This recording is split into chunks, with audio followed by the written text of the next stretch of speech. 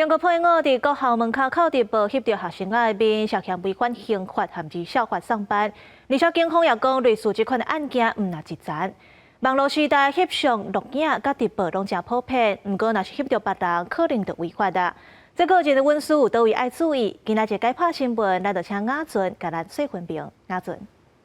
是主播。咱即马网络时代，大家拢有手机啊，大家嘛拢介意是假翕相、录影，佮抛起伫网络分享做纪念。毋过，着要注意，若是去翕着别人，可能会违法，会去侵害着人的隐私权佮肖像权。也就是讲，无经过人的同意，伫咧无公开的场合，甚至是去甲人跟踪翕相、录影，这就是去侵害着人的隐私权。若是讲这个偷翕来影像，甲人乌白公开，也是摕去做商业用途等等，这也是去侵害着人的肖像权。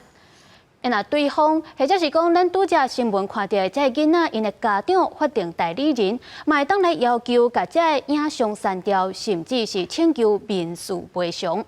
因若是讲乌白伫咧无公开的场合，甲人偷翕，甚至是去翕到人的私密部位等等，这就是去犯着刑事上的妨害秘密罪，会当来判3年的刑期。也是讲会当罚30万的罚金，所以咱伫咧翕相录影的时阵，若是要去翕到别人，上好是爱先得到对方的同意，尊重人的权益。